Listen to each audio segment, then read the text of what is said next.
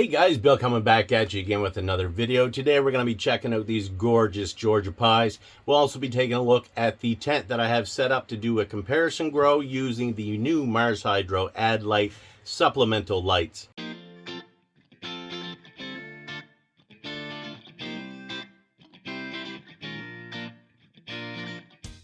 Alright, so here we have in the Mars Hydro 5x5 tent.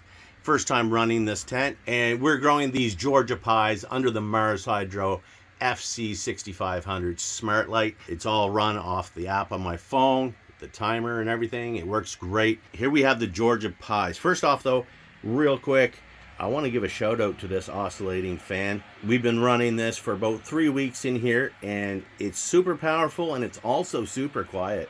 As you can tell, it's still on during the videos, which I haven't been able to do with any other fan that I've had because they're just too loud and it screws up the audio. So loving that.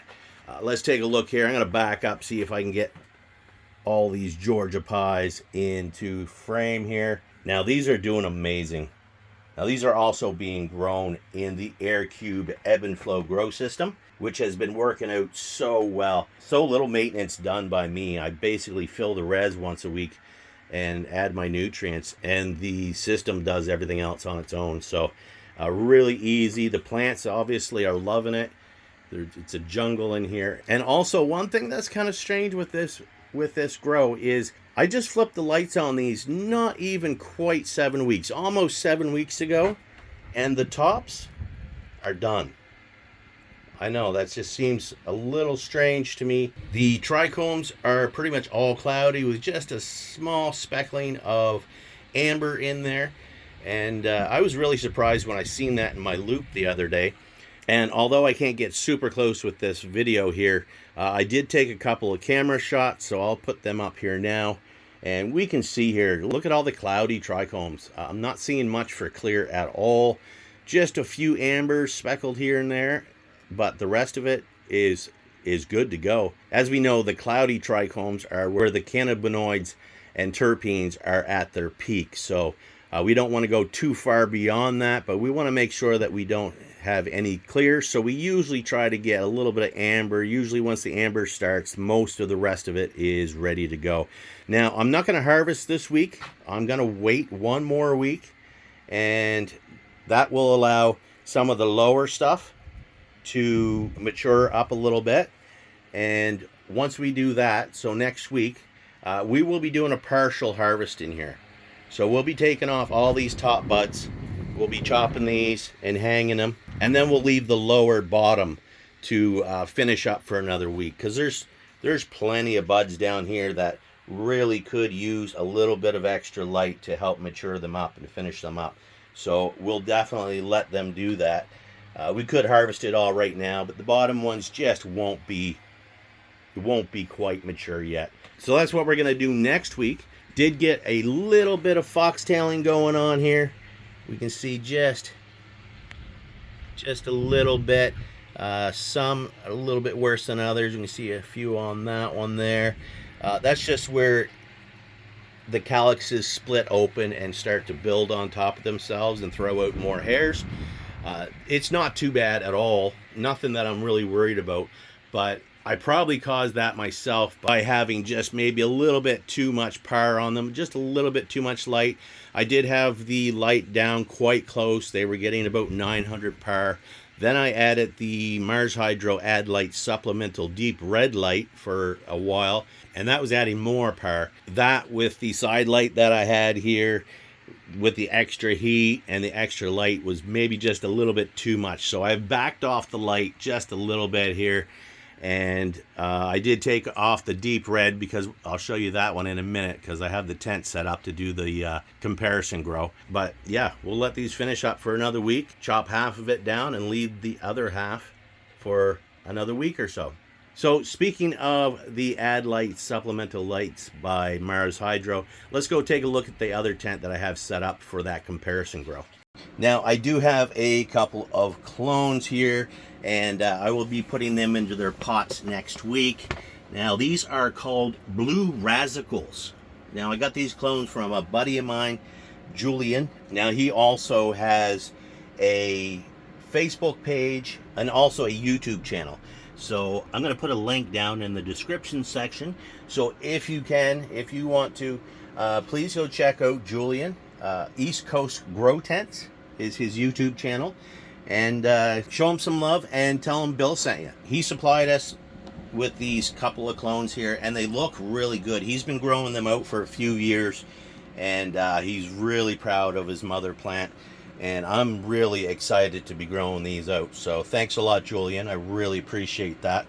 Okay, so let's see how this tent is set up fully here. So we have the partition in the middle, which is just some mylar wrapped around some cardboard and taped. Now I also have a bit of a groove there so the light can kind of fit right down in the center there for a bit. That's how we're going to separate the lighting. This side will just get this half of the SP6500, and that's it. And this side will get the SP6500 plus all of the Mars Hydro ADLITE Supplemental Lights. So we have the deep reds, we have the ultraviolet, and we have the infrared. And we have the same thing on this side. Now I just rigged this up and set it on top of the SP6500. I don't really like setting it directly on this, but there is a gap here.